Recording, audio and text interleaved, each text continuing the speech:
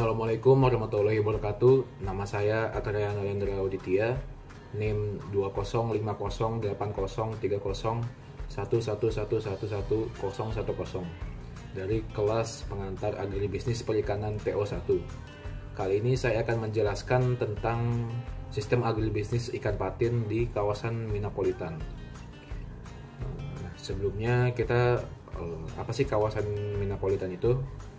Jadi untuk mendukung program industrialisasi perikanan, Kementerian Kelautan dan Perikanan atau KKP memiliki program kerja yaitu kawasan Minapolitan.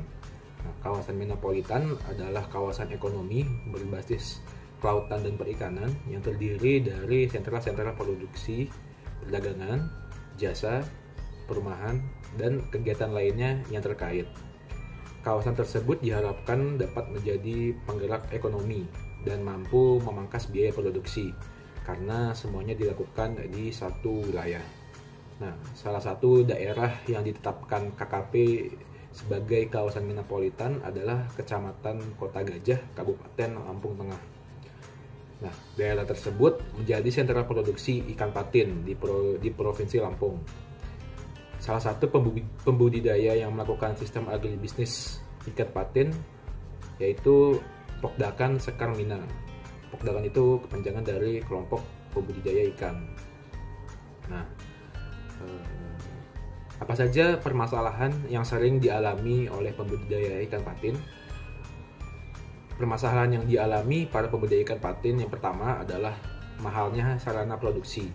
Hal ini menyebabkan pembudidaya belum mampu menerapkan teknologi budidaya secara optimal yang mengakibatkan rendahnya produksi dan produktivitas hasil panen ikan patin. Nah, hal itu berujung pada rendahnya pendapatan dari pembudidaya. Yang kedua adalah besarnya selisih harga yang diterima pembudidaya sebagai produsen dibanding harga yang dibayarkan oleh konsumen dalam pemasaran ikan patin. Yang ketiga adalah rendahnya harga jual ikan patin jika ketersediaan ikan patin berlimpah di pasaran akibat panen serentak.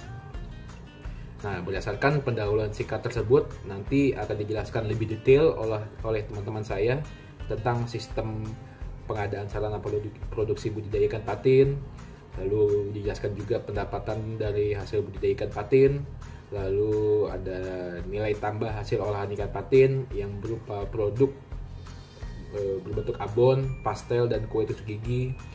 Lalu ada juga pemasaran hasil produksi ikan dan jasa layanan penunjang yang mendukung kegiatan agribisnis tersebut. Perkenalkan, nama saya Nuril Iklimah. Nomor induk mahasiswa 203080300111052. Di sini saya akan menerangkan tentang analisis pengadaan sarana produksi, yakni subsistem input. Terdiri dari kolam, benih ikan, pakan, obat, dan tenaga kerja. Ketersediaan sarana produksi dapat dinilai dengan 6 kriteria, yakni tepat jumlah, tepat waktu, tepat jenis, tepat harga, tepat mutu, dan tepat tempat. Menurut Susanto dan Khairul, penggunaan pelet komersial dalam budidaya ikan patin lebih diutamakan. Mengapa? Karena pelet komersial mengandung lebih dari 20% protein. Hal ini bertujuan agar nutrisi ikan patin terpenuhi dengan baik, sehingga mutu ikan patin akan baik pula. Bobot ikan patin akan lebih tinggi dan resiko mortalitasnya akan lebih rendah. Kita Belinda dengan NIM 205080300111034. Sekarang saya akan menjelaskan subsistem usaha pada analisis kelayakan usaha. Dapat dilihat pada tabel samping. Tabel ini merupakan rata-rata pendapatan budidaya ikan patin Pokdakan Sekar Mina MT1 dan MT2 pada tahun 2014. Pada tabel ini terdapat biaya penerimaan dan biaya produksi. Biaya penerimaan dari ikan patin segar dan biaya produksi ada dua, yakni biaya tunai dan biaya yang diperhitungkan. Biaya tunai terdapat benih, biaya transportasi, pakan, dan lain-lain. Serta pada biaya yang diperhitungkan terdapat sewa lahan, penyusutan alat, dan biaya TKDK. Setelah diperhitungkan, total biaya pada MT1 sebesar 74,7 juta sekian, dan MT2 terdapat 88,4 juta sekian. Sehingga REC pada MT1 sebesar 3,48 untuk biaya tunainya, dan untuk biaya totalnya sebesar 2,66, dan pada MT2 REC-nya sebesar 3,60 untuk biaya tunai, dan untuk biaya totalnya 2,87. Yang artinya usaha budidaya ikan patin Pokdakan Sekermina MT1 dan MT2 merupakan usaha yang layak karena usaha ini menguntungkan, dapat dilihat dari REC-nya lebih dari 1. Halo, saya Ahmad Fauzan Wafir Rizik dengan NIM 205080301111016 dari kelas D01 mata kuliah PAP. Nah, di bagian saya ini saya akan membahas mengenai subsistem pengolahan analisis nilai tambah. Nah, jadi pengolahan itu apa sih? Nah, pengolahan itu adalah proses mengubah raw material atau bahan baku yang mana dalam hal ini adalah ikan patin menjadi bentuk lain. Misalnya kue stik ikan patin, kemudian bakso ikan patin, kemudian sosis ikan patin, abon ikan patin, pastel ikan patin, dan lain-lain masih banyak lagi. Nah, selain untuk mengubah bentuk raw material menjadi bentuk lain, pengolahan juga bertujuan untuk memberi nilai tambah dari raw material ini. Nah, jadi nilai tambah adalah penambahan nilai dari komoditas akibat adanya proses produksi, penyimpanan, maupun pengiriman. Nah, pada hal ini saya mengambil salah satu contoh nilai tambah dari produk stik ikan patin. Nah, bisa dilihat di tabel seperti ini. Dari yang paling atas adalah bahan baku yang digunakan, yaitu 10 kg ikan patin. Kemudian hasilnya adalah 10 kg stik ikan patin per produksi. Jadi 10 kg bahan baku dan 10 kg ikan patin ini adalah per produksi. Kemudian di bawahnya adalah harga bahan baku, yaitu 12.500 per kilogram. Berarti sekali produksi membutuhkan biaya Rp125.000 untuk 10 kg ikan patin. Kemudian input lain. Nah, input lain ini adalah hal-hal lain yang menunjang produksi stik ikan patin ini. Nah, di sini tertulis Rp16.475 per kilogram bahan baku. Berarti Rp164.750 per produksi. Kemudian ada nilai output, yaitu sebesar Rp60.000 per kilogram. Berarti nanti outputnya adalah Rp600.000 per produksi. Kemudian ada nilai tambah. Nah, nilai tambah ini adalah hasil dari pengurangan nilai output dikurangi nilai harga input dan dikurangi input lain. Nah, nilai tambahnya adalah sebesar Rp31.025 per kilogram dengan rasio 51,71%. Berarti pada stik ikan patin ini nilai tambahnya adalah positif. Nah, jika misalkan nilai tambahnya negatif, berarti raw material itu sudah tidak memiliki nilai tambah lagi atau sudah tidak bisa diolah lagi. Ya.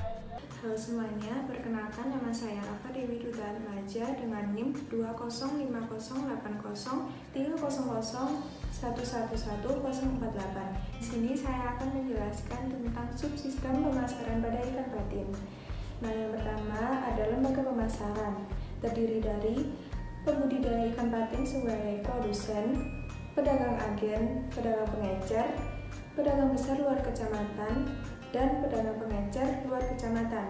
Untuk yang kedua, saluran pemasaran ikan patin itu ada dua. Yang pertama, ada saluran pemasaran satu diawali dari pembudidaya, kemudian ke pedagang agen, kemudian ke pedagang pengecer, lalu ke konsumen.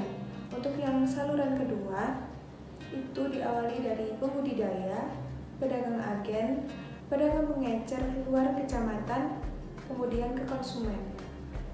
Dapat diketahui bahwa semakin banyaknya lembaga pemasaran yang terlibat dalam pemasaran suatu produk, maka mempengaruhi panjang pendeknya rantai pemasaran dan besarnya biaya pemasaran yang akan berpengaruh pada besarnya perbedaan yang diterima oleh produsen dan yang diterima oleh konsumen. Wah, semakin panjang saluran yang dilalui oleh pemasaran produk, maka semakin besar harga yang diterima konsumen. Hal ini disebabkan harga akan naik mengikuti setiap saluran yang dilalui sebagai konsekuensi dari adanya margin yang diinginkan oleh masing-masing lembaga pemasaran. Salah satu indikator yang digunakan untuk menentukan efisiensi suatu sistem pemasaran adalah margin pemasaran. Margin tata niaga adalah perbedaan harga di antara tingkat lembaga dalam suatu sistem tata niaga atau perbedaan antara jumlah yang harus dibayar konsumen dan jumlah yang harus diterima produsen atas dasar agribisnis yang diperjualbelikan. Kemudian, penyebab utama dari inefisiensi adalah nilai rasio profit margin yang tidak menyebar secara merata. Untuk yang ketiga yaitu pemasaran produk olahan ikan patin. Hal ini bertujuan agar ikan patin bisa diolah agar kualitasnya lebih tinggi sehingga memperoleh nilai jual yang tinggi pula. Ikan patin bisa diolah menjadi ikan patin abon dengan harga sekitar 250.000 per kilogram. Kemudian ikan patin juga bisa diolah menjadi pastel ikan patin dengan harga 80.000 per kilogram. Kemudian juga bisa diolah menjadi kue ikan patin dengan harga 60.000 per kilogram. Menjualnya bisa secara langsung melalui seperti acara bazar, kemudian pameran, ataupun dititipkan ke warung-warung terdekat. Selanjutnya saya akan menjelaskan tentang subsistem jasa layanan pendukung. Subsistem lembaga penunjang atau jasa layanan pendukung kegiatan agribisnis ikan patin adalah semua jenis kegiatan yang berfungsi untuk mendukung dan melayani serta mengembangkan kegiatan subsistem hulu, subsistem usaha tani, dan subsistem hilir. Lembaga penunjang tersebut antara lain adalah bank, koperasi, lembaga penyuluhan, sarana transportasi, pasar, dan peraturan pemerintah. Nah, yang pertama itu adalah bank. Lembaga penunjang bank dan koperasi, bisa juga koperasi yang merupakan lembaga yang bergerak di bidang dana dan permodalan. Nah, lembaga tersebut sama sekali tidak berperan dalam kegiatan agribisnis ikan patin karena modal yang digunakan berasal dari modal pribadi pembudidaya. Yang kedua adalah lembaga penyuluhan. Nah, lembaga penyuluhan dalam hal ini adalah Badan Penyuluhan Pertanian, Perikanan, Perkebunan, dan Kehutanan atau BP3K. Secara rutin 1-2 bulan sekali memberikan kegiatan penyuluhan kepada Pokdakan Sekar Mina. Yang ketiga adalah kondisi sarana transportasi. Nah, sarana transportasi yang yaitu contohnya jalan di Kecamatan Kota Gajah yang digunakan sebagai perlintasan kegiatan agribisnis ikan patin sudah beraspal sehingga dapat memperlancar kegiatan distribusi produk. Yang terakhir, yang keempat, yaitu pasar. Pasar berperan penting dalam kegiatan agribisnis ikan patin Pokdakan Sekar Mina karena merupakan tempat jual beli ikan patin sampai ke konsumen. Dapat disimpulkan, usaha budidaya ikan patin ini merupakan usaha yang layak, baik dari segi keuntungan. Segi keuntungan ini berasal dari tingginya permintaan pasar dan adanya pengelolaan untuk nilai tambah. Pengelolaan nilai tambah ini dipasarkan dengan dua alur, yaitu dari produsen ke konsumen dan dari produsen ke pedagang eceran atau konsumen. Serta usaha ini memenuhi kriteria, hanya saja pada kriteria harga pakan dan mutu pakan ini tidak terpenuhi. Namun secara umumnya usaha ini merupakan usaha yang layak karena keuntungannya atau nilai REC-nya lebih dari 1. Sekian dan terima kasih dari kelompok kami. Wassalamualaikum warahmatullahi wabarakatuh.